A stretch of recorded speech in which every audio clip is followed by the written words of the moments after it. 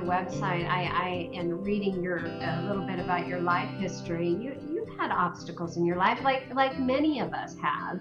And you know what?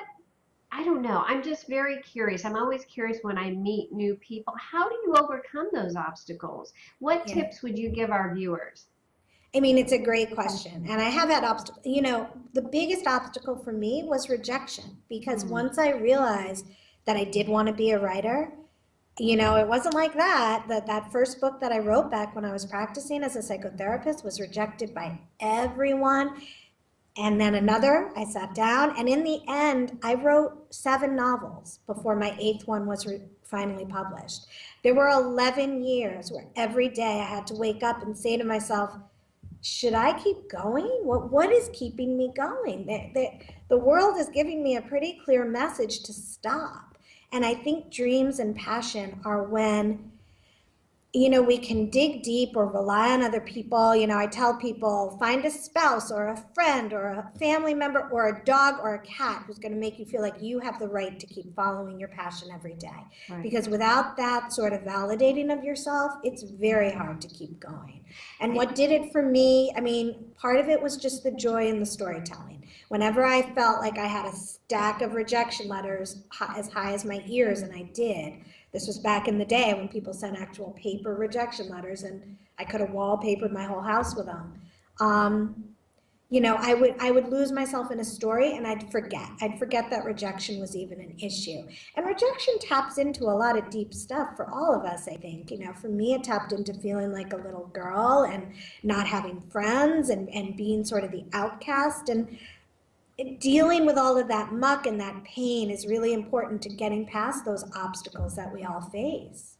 It's very true, and I think we've all been through that. The rejection is really a very valid point because it's hard. It's hard. I think all of us have had situations in our life where we, like you were saying, you wake up day after day going, you know what, I don't know if I should go on. And how do you know, as an individual or a spiritual being, how do you know if that's a sign you should stop? Or on the other hand, maybe that obstacle was meant to teach you something and you're supposed to keep going.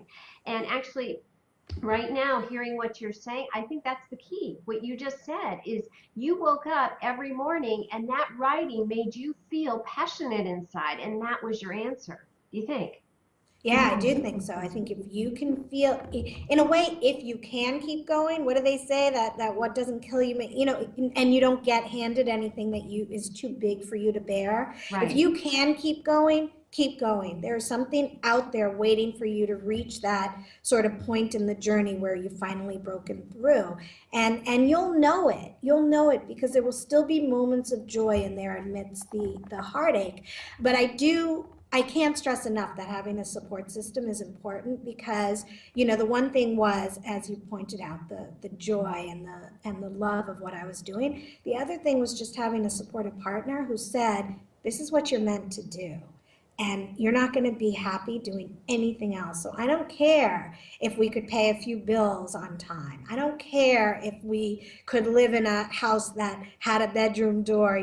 We slept in a niche off the living room because we outgrew our house in this time that it took. I didn't know it was going to take 11 years at the time, and he really gave me the strength to keep going. And I think, some of us are lucky enough. I feel very blessed to have a partner who could do that for me. But even if you can't, there are, friends, perhaps you're in a job or a passion where there are other people trying to do the same difficult thing. Tap into that network. Or really what I said, have a dog who leaps up on your lap every day and just looks at you with those, how dogs look at you, like what Yes, you are doing is absolutely. Yeah. exactly what you should be doing. We need that. We need to hear that from somebody besides ourselves sometimes.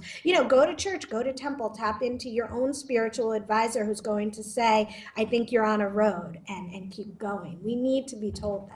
Right. No, I think we definitely do. And there are people out there that, and I know that I have been there at points in my life where I knew I needed to have somebody to bounce ideas off of and be that cheerleader for me. And, you know, I didn't feel like it was out there at times. And I like what you're saying, because what you're saying is there is hope. There are resources that are out there, like you were saying, even something as simple as your dog or your animal, or there is joy everywhere. And even in nature, taking a walk sometimes clears your Yes. mind.